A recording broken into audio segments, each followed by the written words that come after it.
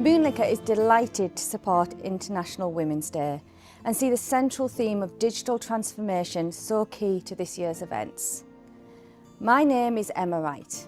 I'm the Chief Medical Officer here at Moonlicker and also the EVP for Regulatory and Quality Affairs. Moonlicker is privileged to really place gender diversity at the centre of what it does, and we actively encourage more women to join us in the science and technology fields. And I want to introduce you to three women who've inspired me in my career.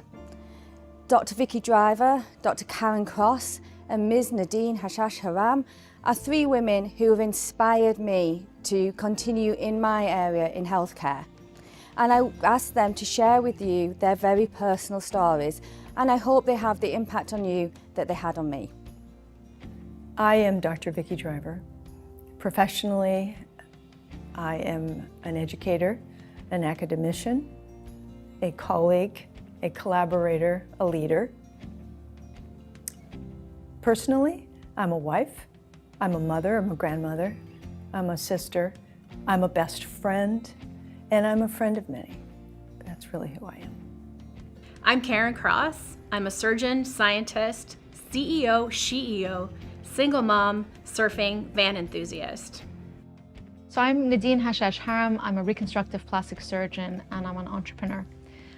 I wear many hats, and I think that's quite unique and something I'm very excited about, is that I'm not just a surgeon and an entrepreneur, but I'm also a mentor, a coach, an investor, a CEO of a growing company, but I'm also a mother, a sister, and a daughter.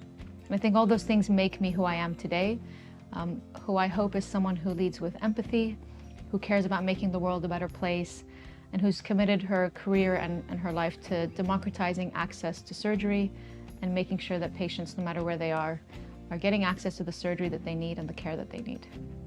My life comes from significant poverty, having been raised mostly by my children, my sisters, who were just a few years older than me, myself having a child as a teenager, and being very successful because of others who were kind.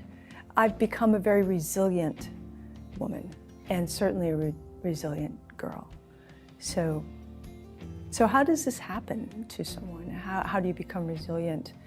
Well, it is because others give you a gift of grace, and they believe in you, and they give you responsibility.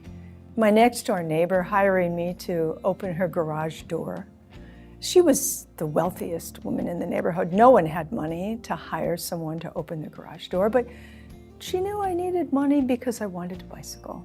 And then later, when her garage door didn't work, I got to fix it because she knew I liked to take things apart. I enjoyed technology. I had no idea that I would be a scientist, a physician, a researcher, a colleague, a leader, interested in politics, a collaborator at that time. But throughout my life, folks have contributed in ways that have been very meaningful. If I was looking back and reflecting back on my life, I feel like there was a really defining moment. And that moment was when I was 6 or 7 years old in grade 2, when I went to school dressed as what I thought was a physician. I was very proud. This was Halloween. We had a chance to go around the room and say, what are you or who are you for Halloween? And when it came to my turn, I said, I'm a doctor. And the teacher at that time said, little girls can't be doctors. You're going to be a nurse.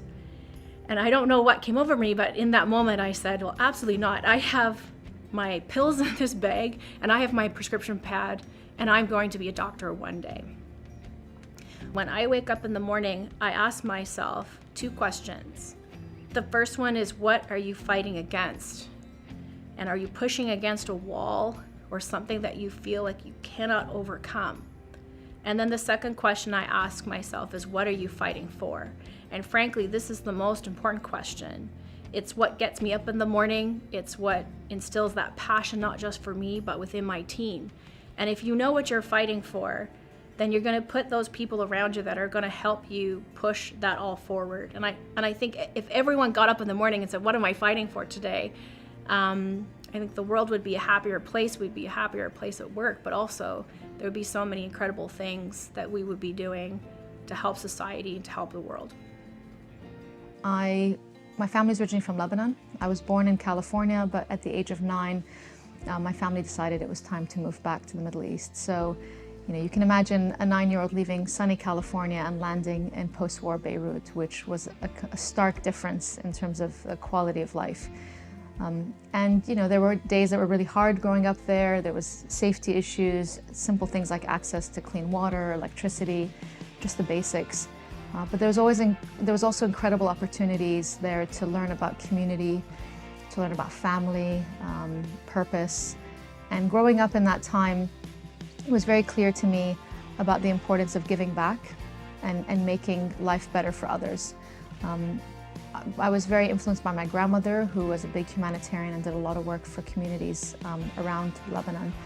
And she taught me very early on that whatever you do in life, make sure you commit it to making life better for other people.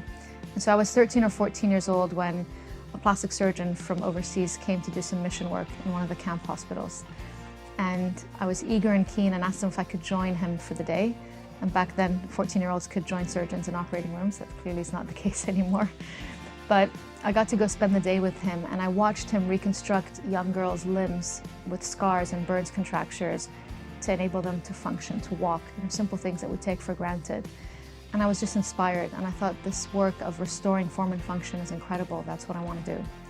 And so I was 14 years old. I remember distinctly coming home at the end of that day and telling my mother, I'm going to be a surgeon, I'm going to be a reconstructive plastic surgeon, and I want to make people's lives better. And so that took me on the path to doing that, and I haven't looked back since.